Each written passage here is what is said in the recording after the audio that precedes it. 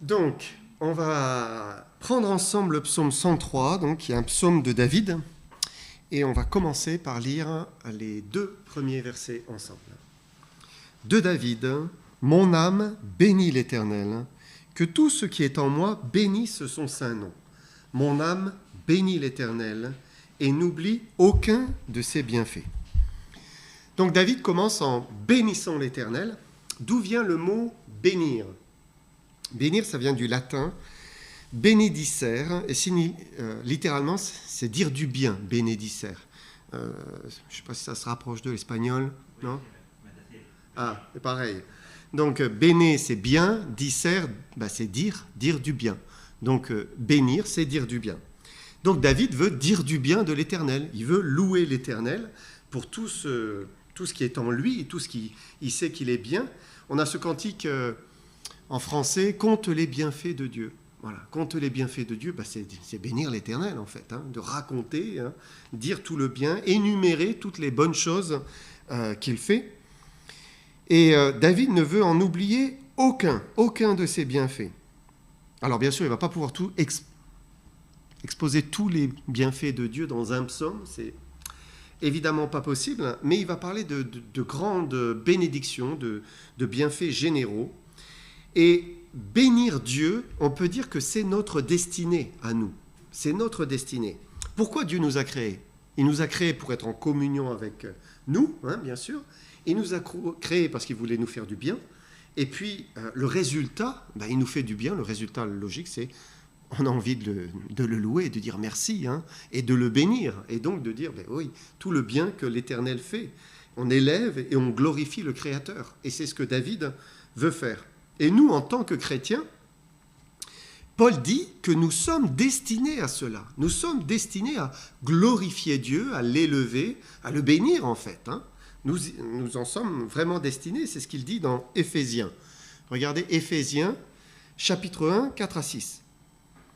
En lui, Dieu nous a élus avant la fondation du monde pour que nous soyons saints et irréprochables devant lui. Il nous a prédestinés dans son amour à être ses enfants d'adoption par Jésus-Christ, selon le bon plaisir de sa volonté, verset 6, pour célébrer la gloire de sa grâce, dont il nous a favorisés dans le bien-aimé. Voilà, nous avons été choisis, nous avons été élus avant la fondation du monde. Il nous a rachetés, il a fait de nous des enfants saints, irréprochables. Pourquoi faire ? Pour célébrer la gloire de sa grâce, parce qu'il nous a fait grâce. C'est une grâce immense. Et donc, pour célébrer le salut, ce qu'il a fait de nous, sa bonté envers nous. Regardez encore Éphésiens un petit peu plus loin, 11 et 12.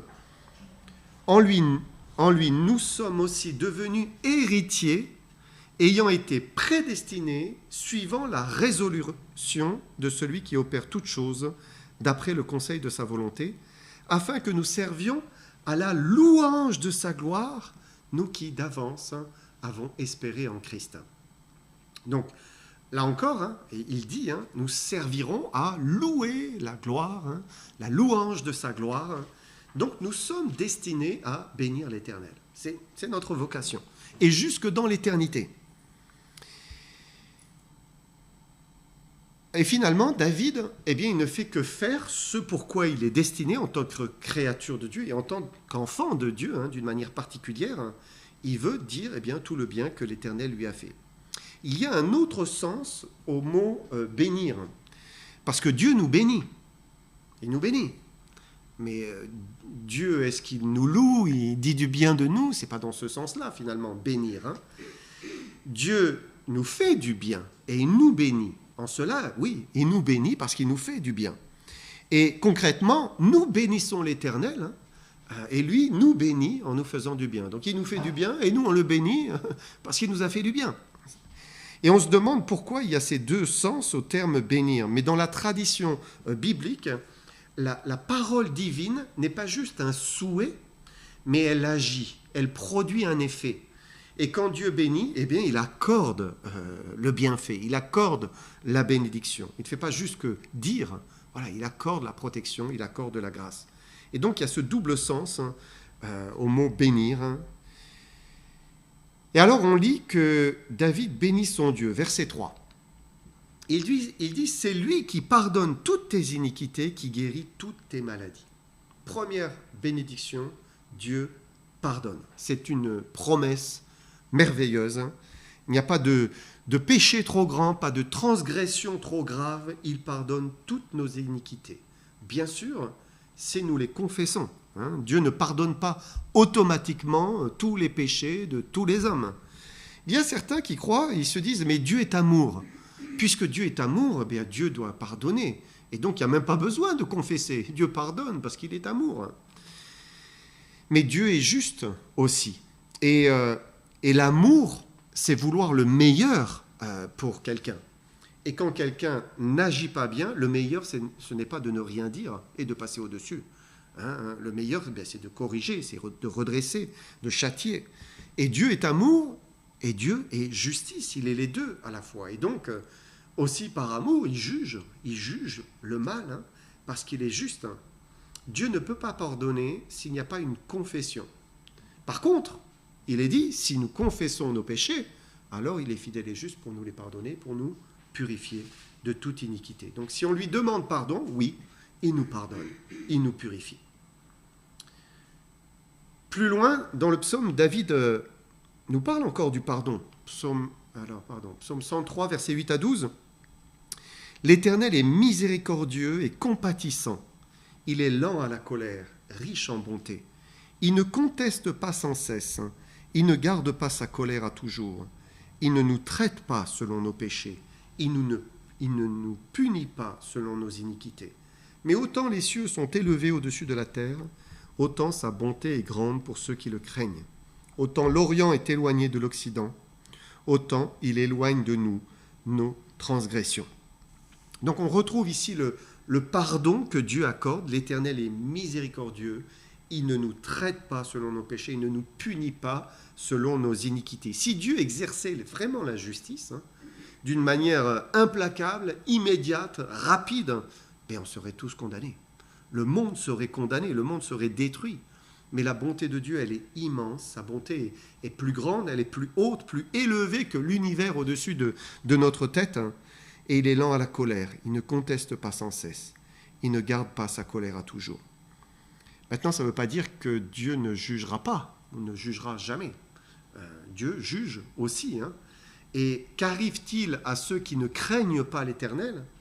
Eh bien là, ils vont subir les conséquences de leur refus finalement de venir au Seigneur et demander pardon. Mais pour tous ceux qui le craignent, il éloigne d'eux leur transgression. Il dit autant que l'Orient est éloigné de l'Occident. L'Orient, l'Occident, en fait, l'Est, l'Ouest. Si voilà, nous sommes à l'Est dans le péché, il éloigne nos péchés à l'Ouest. Et si nous sommes à l'Ouest, il les éloigne aussi loin à l'Est. Et Dieu peut faire cela, bien sûr, parce que Jésus-Christ a payé pour nos péchés. C'est pour cela qu'il peut les éloigner, nos péchés. Et même le roi David, qui a vécu 1000 ans avant Jésus-Christ, il pouvait recevoir le pardon des péchés par anticipation à cause de la mort de Jésus-Christ. C'était par anticipation. Les croyants de l'Ancienne Alliance, donc de l'Ancien Testament, étaient pardonnés en vue de la venue de Jésus-Christ. Et donc c'était par anticipation qu'ils recevaient le pardon de leurs péchés. Il y a un passage qui en parle, c'est Romains, chapitre 3. Regardez ce qu'il dit ici. « Car tous ont péché et sont privés de la gloire de Dieu, et ils sont gratuitement justifiés par sa grâce, par le moyen de la rédemption qui est en Jésus-Christ. C'est lui, Jésus-Christ, que Dieu a destiné à être par son sang, pour ceux qui croiraient, victime propitiatoire, afin de montrer sa justice, parce qu'il avait laissé impunis les péchés commis auparavant, au temps de sa patience. » Donc David vivait au temps de sa patience. Et même si David faisait des sacrifices d'animaux, puisqu'il respectait la loi, donc il faisait des sacrifices d'animaux pour ses péchés, le pardon n'était pas réellement accordé à cause du sacrifice en soi. Et c'est pour cela que Dieu avait laissé impunis les péchés commis auparavant au temps de sa patience. Dieu retenait sa colère et attendait la venue de Jésus-Christ qui accomplirait le vrai sacrifice et qui pourrait accorder réellement le pardon des péchés. Et donc il fallait plus qu'un sacrifice animal. Il fallait qu'un homme pur, saint, sans péché, paye pour les pécheurs. Et alors là, le pardon pouvait être accordé. Et donc, quand David dit « c'est lui qui pardonne toutes tes iniquités », eh bien, c'est par anticipation, en fait, à cause de Jésus-Christ qui allait venir 1000 ans plus tard. David dit aussi « c'est lui qui guérit toutes tes maladies ». Et c'est une parole encourageante. Elle est vraie, cette parole, dans l'absolu, dans le sens où Dieu peut guérir toutes les maladies. Il en a la puissance. Et c'est ce que Jésus-Christ nous a montré quand il était sur terre. Il a guéri tous les malades. Il n'y avait pas d'exception. Les infirmes, les handicapés, tout le monde était guéri. Dès qu'on s'approchait de lui, on le touchait, on était guéri. Et si David dit que l'Éternel guérit toutes les maladies, c'est qu'il a dû lui-même en faire l'expérience, en fait. Il a été probablement malade, comme ça arrive à chacun, et puis Dieu l'a guéri. Et donc il est plein de foi et de joie, et il dit oui, l'Éternel guérit toutes les maladies. Et Dieu guérit sans doute, sans aucun doute, pardon. Il a guéri, il peut guérir encore aujourd'hui en réponse à la prière. Il permet parfois que ce soit un miracle, la guérison soit un miracle en soi, que le corps se remette de lui-même, ou bien il guérit parfois par le biais de la médecine, des médicaments, d'un traitement, d'une opération. Mais est-ce qu'on peut prendre ce verset comme étant une promesse absolue de guérison ? L'Éternel guérit toutes tes maladies. Et dire, l'Éternel doit guérir toutes les maladies et tout le temps. Dans le monde évangélique, certains pensent que ce verset-là, il est au même niveau que le pardon des péchés. Comme l'Éternel pardonne tous les péchés, ils disent l'Éternel doit guérir aussi toutes les maladies. Ils mettent les deux ensemble. Et ils se reposent sur un texte notamment, c'est Ésaïe 53, verset 4, on peut le lire. « Cependant, ce sont nos souffrances qu'il a portées, c'est de nos douleurs qu'il s'est chargé, et nous l'avons considéré comme puni, frappé de Dieu et humilié. » Donc, le « cependant », ce sont nos souffrances qu'il a portées. En fait, c'est quelque chose qui peut être traduit, qui a été traduit dans d'autres versions par « cependant, ce sont nos maladies qu'il a portées. » C'est de nos douleurs qu'il s'est chargé. Et donc, en prenant ce passage, certains disent, puisque Jésus est mort sur la croix, il a pris nos péchés, de même, il a pris nos maladies, et donc, au même titre que nous sommes pardonnés de tous les péchés, nous devons guérir de toutes les maladies. Donc, ils associent les deux ensemble, c'est pour eux obligatoire. Alors, souvent, quand un chrétien ne guérit pas, ils ont prié, il ne guérit pas, ou il a prié et il ne guérit pas, ils disent, il manque de foi. Finalement, c'est lui qui n'a pas la foi. Mais l'évangile de Matthieu vient nous donner un éclairage sur ce verset. Regardez Matthieu.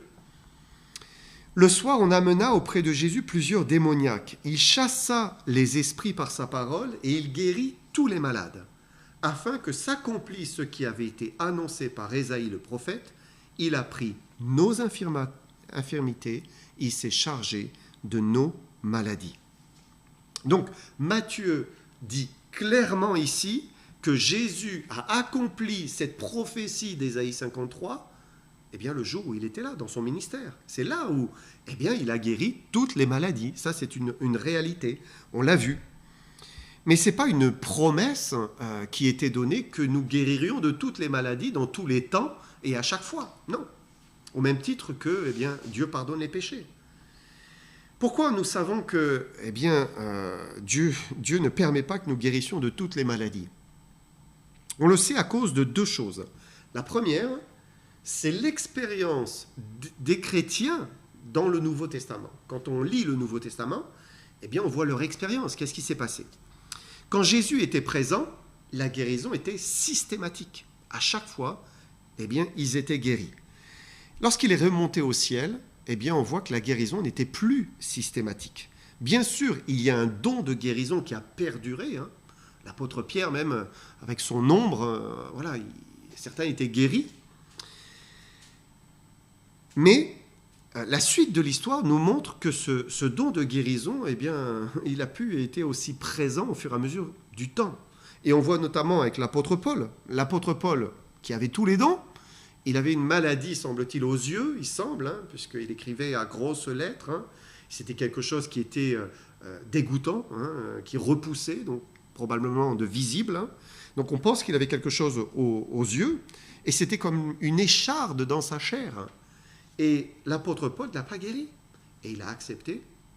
Il a dit, hein, « Je me glorifierai donc bien plus volontiers de mes faiblesses, afin que la puissance de Christ repose sur moi. » Donc il a accepté sa maladie, il a vécu avec toute sa vie. Ensuite, on a le cas d'Épaphrodite. Épaphrodite, on le verra une fois prochaine dans Philippiens. Mais Épaphrodite n'a pas guéri rapidement. Il était malade et finalement, il a été guéri. Et ce qui est intéressant, c'est que Paul le regarde comme une grâce. Il rend grâce à Dieu que finalement, Épaphrodite a été guéri. Il n'a pas regardé comme étant un dû. Hein, voilà, il devait être guéri puisque Jésus est bien guéri de toutes les maladies. Non, c'était une grâce. Et puis il y a un autre cas, c'est le jeune Timothée. Donc, jeune Timothée, pasteur, hein, qui était malade avec des douleurs à l'estomac. Et on lit dans Timothée que Paul ne va pas lui reprocher un manque de foi. Paul ne va pas dire « mais Dieu va te guérir ». Non, Paul lui a dit « prends un peu de vin à cause de tes fréquentes indispositions ». Donc voilà, tu te soignes avec les moyens du bord. Et on voit que la guérison n'était plus automatique une fois que Jésus-Christ est remonté au ciel, et particulièrement vers la fin du ministère des apôtres. Dieu a donné le don de guérison aux premiers disciples, et puis petit à petit, la guérison telle qu'elle était pratiquée par les apôtres, elle a commencé à s'atténuer. Et Dieu guérit toujours, aujourd'hui, il peut guérir, hein, comme je le disais, mais en réponse à la prière, et Dieu peut exaucer et faire grâce, hein, mais ce n'est plus systématique. Ensuite, la deuxième chose qui nous montre que la guérison n'est plus systématique, c'est notre propre expérience. Nous tombons malades aussi, hein, et nous ne guérissons pas forcément. On peut vivre parfois avec une maladie dans la durée. Combien il y a de frères et sœurs qui, d'un seul coup, ont du diabète? Ils ne guérissent pas, hein. Ils vivent toute leur vie avec le diabète. On a quelqu'un dans l'église, un jeune qui a cela dans l'église. Hein. Et puis, beaucoup de chrétiens âgés finissent leur vie avec une maladie, avec un cancer, avec un problème cardiaque, Alzheimer ou une autre maladie. Et ce n'est pas nécessairement un problème de foi, pas du tout. Hein. C'est que, voilà, c'est comme cela, hein. C'est la vieillesse et un jour, on rejoint le Seigneur. Si Christ avait pris nos maladies sur la croix, comme il a pris nos péchés, alors, on devrait mourir en bonne santé. Tout le monde devrait mourir en bonne santé. Voilà, tranquillement, dans notre lit, et en parfaite santé, et à 120 ans, j'imagine, hein, le plus tard possible. Hein. Mais ce n'est pas le cas. Néanmoins, David dit, c'est lui qui guérit toutes tes maladies.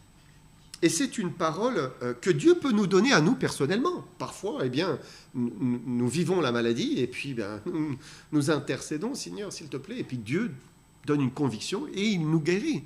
Il le fait, c'est possible. Et merci Seigneur quand ça arrive. Hein.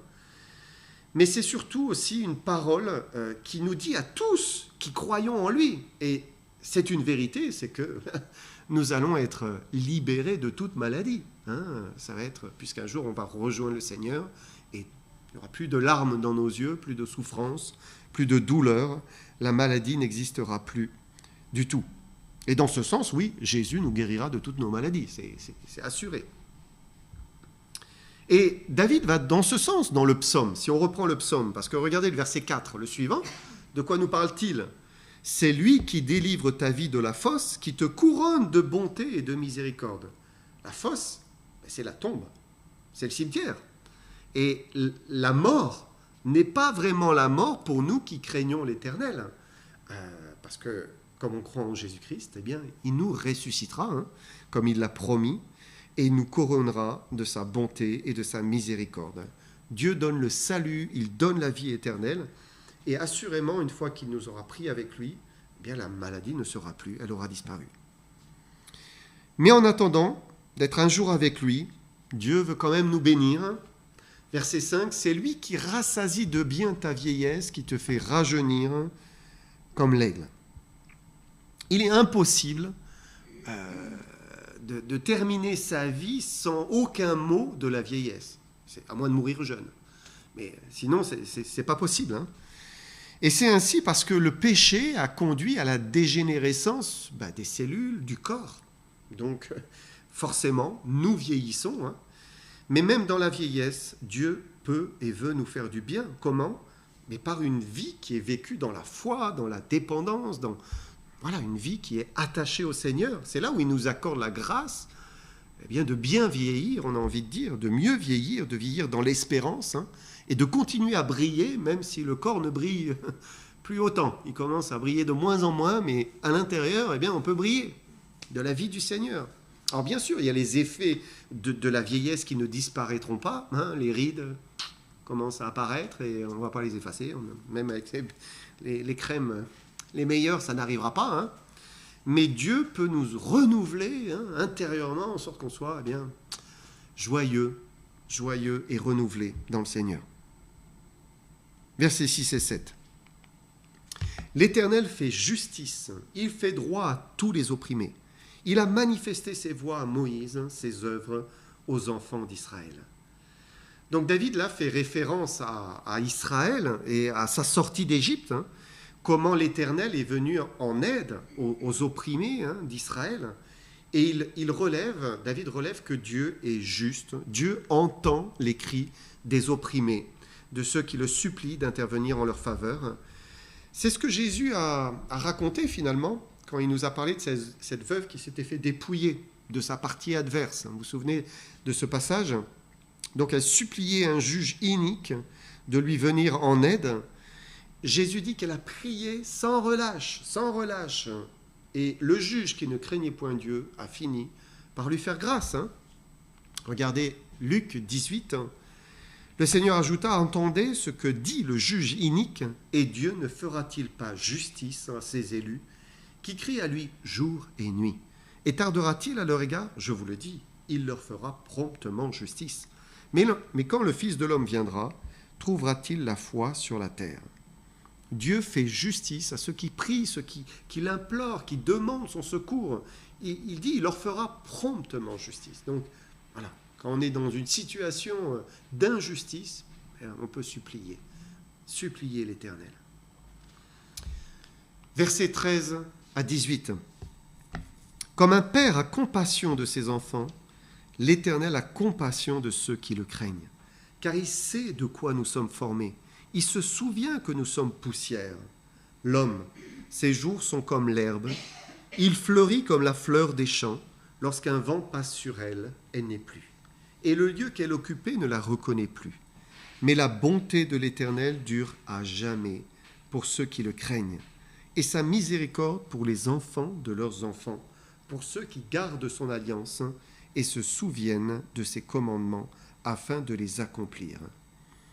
Donc là, David fait référence à la fragilité de l'homme, parce que c'est vrai qu'on n'est vraiment pas grand-chose. Hein. On est peu de choses. Hein. Au regard de l'éternité, nous sommes un souffle très fragile, hein, comme une herbe. Nous naissons et nous disparaissons l'instant d'après. Mais l'Éternel a compassion de nous. Il a compassion de ceux qui le craignent. Il se souvient que nous sommes comme poussière, hein, puisque nous reviendrons à la poussière. Hein. Et finalement, David nous parle de l'attention du Seigneur pour chacune de nos âmes, hein, pour ceux qui le craignent. Dieu est comme un père qui a compassion de ses enfants. Ça veut dire qu'il est attentif, il est aimant, il est bienveillant. Pour beaucoup sur terre, Dieu est très lointain. Dieu est dur même, pour certains. Dieu est distant, Dieu est absent. Parce qu'ils ne le connaissent pas personnellement. Mais David, lui, il le connaît. Hein. Il cherche, il invoque l'Éternel, et donc il le décrit comme un père qui l'aime. Il proclame sa bonté qui dure à toujours pour ceux qui le craignent. Et même Dieu bénit les enfants de leurs enfants qui gardent son alliance et se souviennent de ses commandements. Donc la bénédiction du juste, elle rejaillit même sur les générations suivantes. C'est une grande bénédiction. Et puis il termine son psaume. Psaume 103, 19 à 22. L'Éternel a établi son trône dans les cieux, et son règne domine sur toute chose. Bénissez l'Éternel, vous ses anges, qui êtes puissants en force, et qui exécutez ses ordres en obéissant à la voix de sa parole. Bénissez l'Éternel, vous toutes ses armées, qui êtes ses serviteurs et qui faites sa volonté. Bénissez l'Éternel, vous toutes ses œuvres, dans tous les lieux de sa domination. Mon âme bénit l'Éternel. Donc il finit avec une exhortation à toute la création, et il encourage toute la création de bénir l'Éternel, celui qui règne dans les cieux. D'abord les anges qui le servent, bénissez tous l'Éternel. Les hommes qui font sa volonté, bénissez tous l'Éternel. Et puis toute la création dans son ensemble, qu'elle bénisse, qu'elle loue l'Éternel. Dieu nous fait du bien, il ne cesse pas de renouveler ses bienfaits à notre égard, alors il est légitime de le bénir, de dire du bien de lui, qu'on puisse publier ses bienfaits. Nous avons été appelés à ça, et nous ferons cela dans l'éternité. Vraiment, nous le louerons. Alors bien que notre âme commence ici-bas, bénissons l'Éternel.